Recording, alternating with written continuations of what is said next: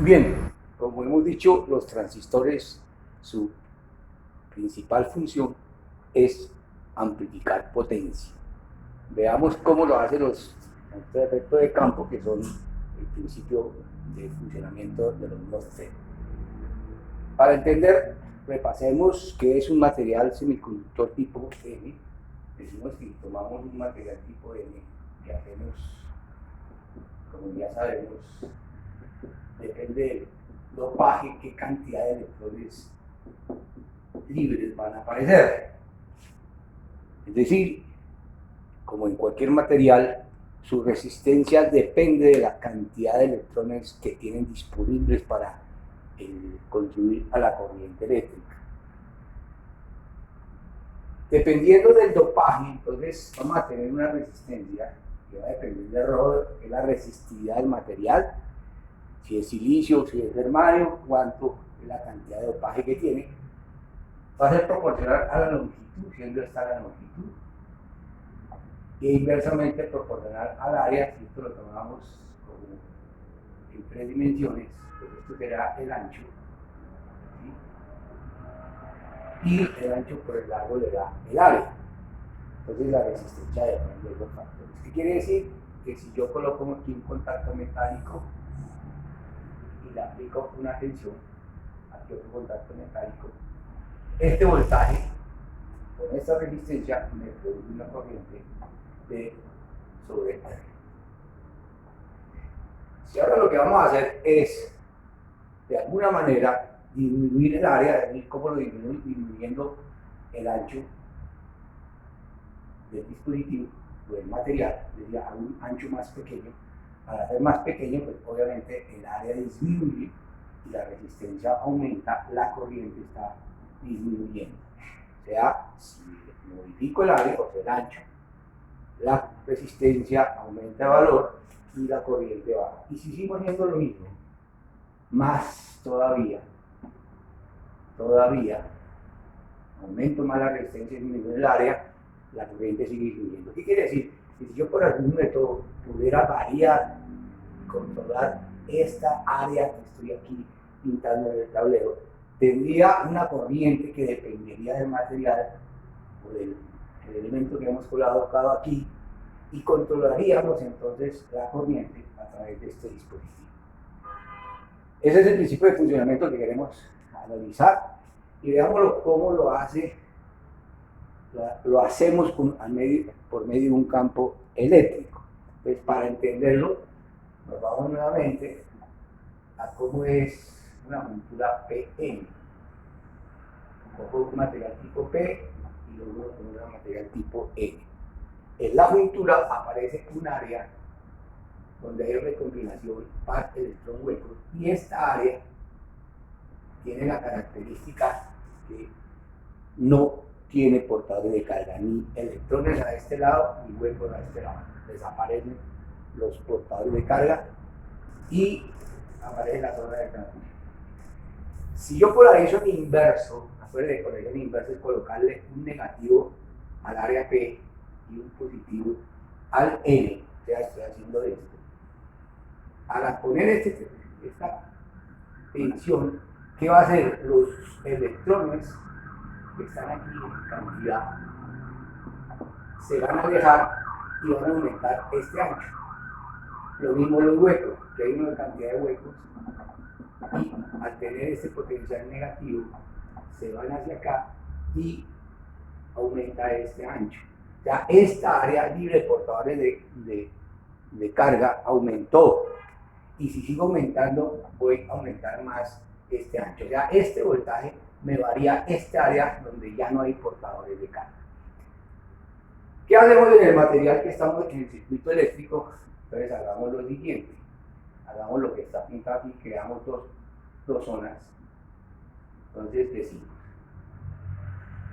esto es un material tipo N, y entonces hacemos un dopaje en los extremos de tipo P.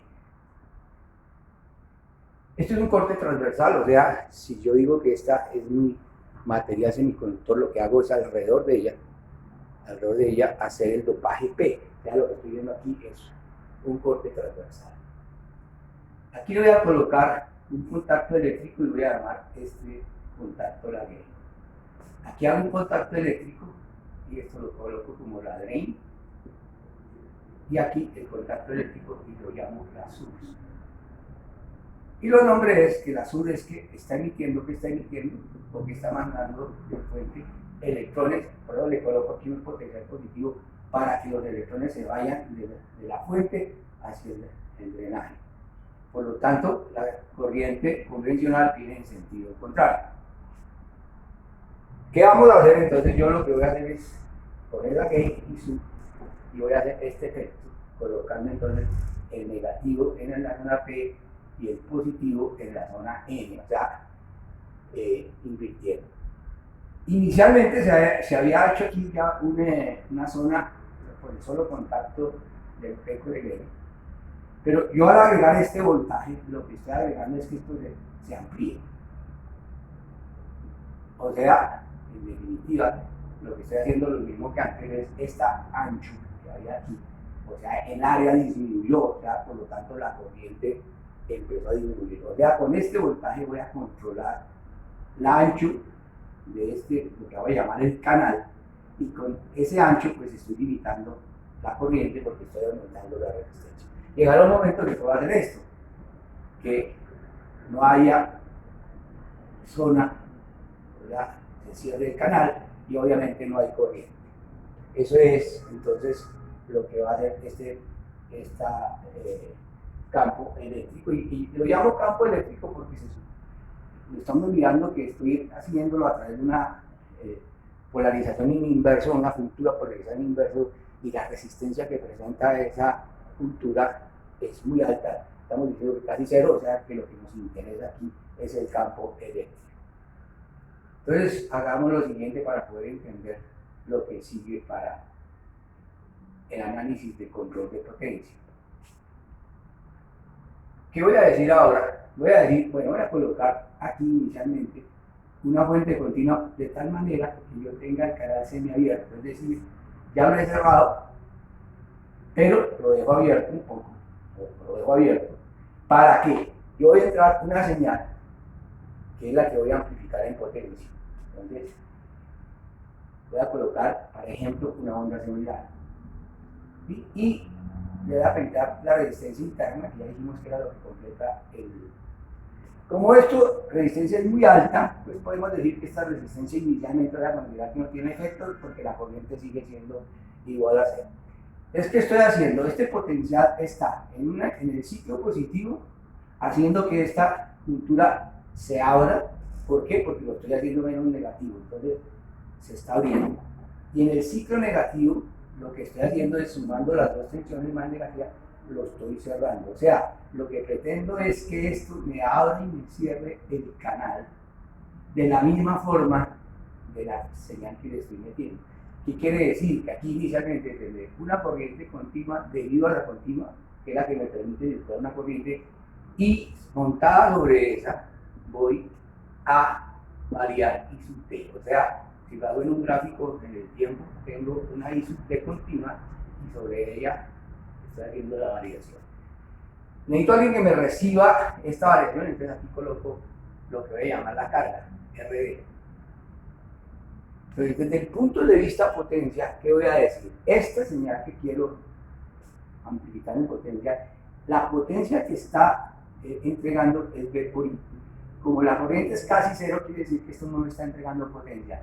Pero debido a esta señal, esta resistencia, debido a esta señal, está produciendo esta corriente, se está produciendo una potencia en esta resistencia que sería I al cuadrado por RD. Quiere decir que aquí hay potencia y en la entrada no. Balance de potencia y salida sobre potencia de entrada, y estoy logrando amplificar potencia. Algo adicional que se quiere o que se va a lograr es lo siguiente. Obviamente, si yo varío esta tensión, va a variar la corriente y eso no sería adecuado. Vamos a hacer lo siguiente. Vamos a hacer el siguiente ejercicio para que ustedes lo vean cómo funcionaría esto también. Voy a poner que inicialmente no pongo tensión acá. Y voy a quitar esta resistencia para no ver solamente el efecto de la tensión continua. Entonces voy a hacer esta tensión, como está entre B y sur, la voy a llamar B sub ds. Esto pues, es la tensión B sub ds que inicialmente pongo a cero. ¿Qué quiere decir? Que inicialmente lo que tengo simplemente es la zona debido a que se pusieron en contacto la zona N con la zona P. Y voy a hacer una gráfica voltaje-corriente. Voy a hacer una gráfica, aquí coloco el voltaje y aquí coloco la corriente y esta tensión la voy a variar para ver el efecto. ¿Qué voy a decir? Aquí hay una resistencia en esta área, en esta zona. Le voy a decir que aquí puedo decir que es una resistencia distribuida. O sea, la resistencia va a depender del material, pero voy a decir que está distribuida a lo largo del material. Cuando yo empiezo a subir este voltaje, obviamente empieza a subir la corriente, depende de la resistencia que haya aquí, empieza a subir. Pero al ir subiendo, por aquí entonces empieza a circular corriente. Al subir, al parar corriente, los voltajes a través de la resistencia distribuida van subiendo. O sea, por aquí, en este punto, es más alto que por acá, porque hay más caída. Este punto es más positivo, o sea, estoy colocándole más a la zona N, o sea, lo estoy por el inverso. La zona va a ser esto. Aquí se va a hinchar más que aquí, porque aquí es más positivo que acá. Entonces aparece al lado y lado esta zona que es más ancha arriba que abajo. Si sigo subiendo la corriente, esto sigue aumentando y esto llegará a ser esto. Amplía aquí, amplía aquí. Y en este instante se dice que el dispositivo se estranguló. ¿Qué quiere decir estranguló? Ya la corriente queda limitada sobre una pequeña área que puede pasar. O sea, la corriente no crece más.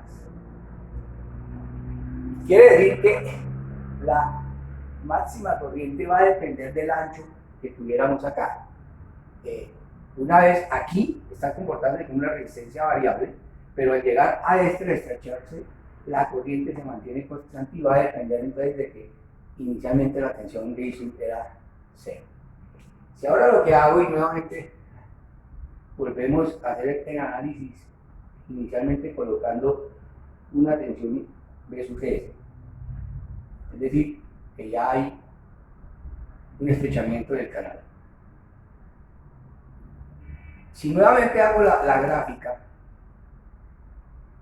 ¿qué voy a tener? Obviamente la resistencia, como es menor el área, la resistencia va a ser más grande.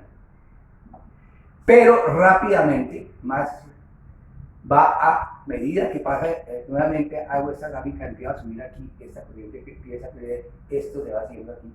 Se va a estrangular también, pero pues obviamente más rápido que antes, porque el canal era más pequeño, o sea, hace esto.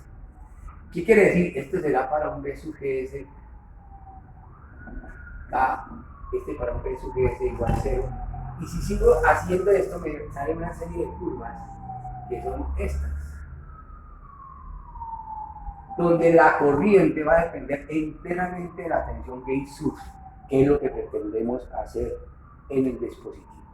Eso es lo que vamos a trabajar nosotros con los transistores MOSFET. Esto mismo que acabo de hacer aquí, lo podía haber hecho con un transistor o con una zona P. O sea, yo hubiera podido hacer esto. Pongo aquí la drain, aquí pongo la sur, esto es una zona P, o sea, lleno de huecos. Aquí coloco una N. Aquí coloco la resistencia que me decía la señal. Como esto es la source y esto es la drain, necesito que aquí como hay es huecos, aquí le coloco el potencial negativo para que la corriente vaya en ese sentido, en este caso la corriente es de huecos, la polaridad viene así, para que la corriente venga, obviamente en sentido contrario, aquí venía así, entonces invierte para que la corriente venga invertida, y lo que hago es controlar este ancho, colocando el positivo en la N, y nuevamente con esta tensión lo que voy a hacer es variar el ancho del canal.